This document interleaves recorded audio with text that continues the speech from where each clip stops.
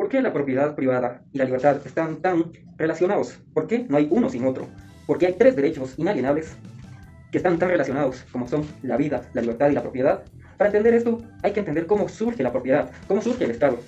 Esto comienza cuando el ser humano, que era principalmente nómada, decide que es una gran idea empezar a sembrar granos, empieza a dar cuenta que puede tener mucha más comida si siembra. Aunque algunos pueden cuestionar y decir que tal vez comían un poco mejor antes de la aparición de la agricultura. Esto se puede cuestionar, sí, puede ser, pero lo cierto es que así es como inició el Estado. Las plantas domesticaron al ser humano. Entonces, esos pequeños asentamientos de poco empezaron a ser primero aldeas, luego pueblos y luego estados. Pero la propiedad no siempre fue para todos. Como se puede dar cuenta, por ejemplo, las mujeres no tenían derecho a poseer o a heredar. En sociedades claramente machistas, esto era la norma. Y pues podemos ver en una extraña excepción a la regla que era Esparta. En Esparta las mujeres tenían los mismos derechos y obligaciones porque pues bueno, tenían derecho a heredar y a tener propiedades. Qué raro, ¿no? La propiedad dando libertad, desde tiempos inmemoriales. Y esto podemos verlo más que todo en la cultura judía.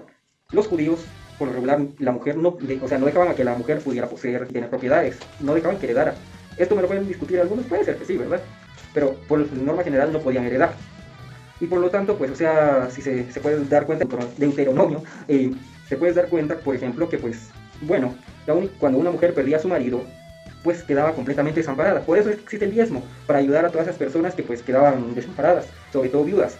Y podemos verlo en la parábola de la viuda. Bueno, no sé si es parábola de viuda, pero sin embargo, podemos ver en esa historia donde la viuda, aún sin tener nada, pues decidió dar lo poco que tenía para otras personas más necesitadas, cuando pues ese diezmo justamente era para personas como ella, pues, o sea, que habían quedado completamente desamparadas en la sociedad.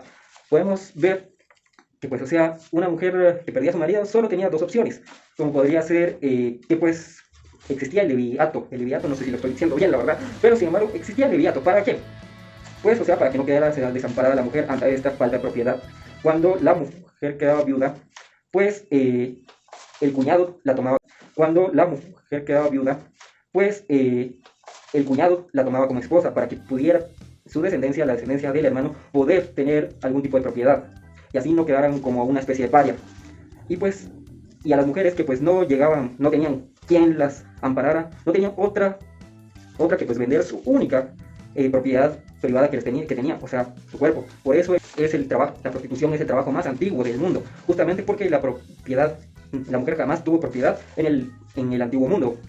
Y pues no solo con la mujer, también podemos ver esto con las personas afrodescendientes que se trajeron desde acá, despojándolo de su propiedad privada en África para no tener ningún tipo de propiedad en América, y siendo ellos propiedad. Entonces, pues ellos no fueron realmente libres. Y de hecho se sabe que pues, o sea, aparte del resarcimiento que tuvieron, fueron darles tierras a personas afrodescendientes. Porque pues solo así es que una persona puede ser libertad. Muchos dicen, abolamos la propiedad privada.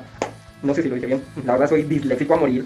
Pero muchos dicen, hay que abolir la propiedad privada. Y así es como pues todos vamos a ser libres. No, mi estimado amigo. Lo cierto es que vamos a ser esclavos, porque cuando no tienes propiedad, tú te conviertes en una propiedad. Las mujeres fueron propiedad de los hombres a través de la institución del pater familias. O sea, él podía regular qué es lo que hacía o no hacía su mujer y sus hijos. Obviamente una vez cumplía 18 años, o bueno, no sé cuál era la mayoría de edad en el Imperio Romano, pero lo cierto es que los hombres dejaban de ser propiedad del padre. Mientras las hijas, pues o sea, las casaban convenientemente, imagino, pero lo cierto es que siempre eran propiedad, si no era del padre, terminaban siendo propiedad del esposo. Y ellos podían decidir qué podía hacer o no hacer su esposa. O sea, era una propiedad más. Con los afroamericanos se les despojó de sus tierras en África para llevarlos al Nuevo Mundo, y entonces ellos dejaron de ser libres. Y dejaron de ser libres porque se les despojó de su tierra y ahora eran esclavos. Ahora ellos no podían poseer ni tener propiedad. Y entonces el amo decía qué es lo que podía hacer o no hacer. Él, como dependía completamente de su amo, como las mujeres dependían completamente de su esposo, pues bueno, él decidía qué es lo que pasaba con su vida. Ahora imagínate que si alguien decide abolir la propiedad privada por completo, imagínate, ahora ¿quién va a ser nuestro amo? No es nadie más ni nadie menos que el Estado es quien va a ser nuestro amo y señor. Porque pues ahora controla todo nuestros mecanismos de libertad. Si se puede, ha habido revoluciones únicamente en países donde hay libertad. Bueno, eso sería todo por mi parte. Qué video tan mucho latas, pero es mi primer video, espero mejorar y pues que la edición me quite bastante de mis errores que he cometido. Y tal vez lo ponga en forma de bloopers, yo qué sé. Pero quiero finalizar con decir lo que te decía. Cuando no tienes propiedad, tú te vuelves propiedad. Así que acompáñame a desregular la tapioca y así desregularemos tu vida.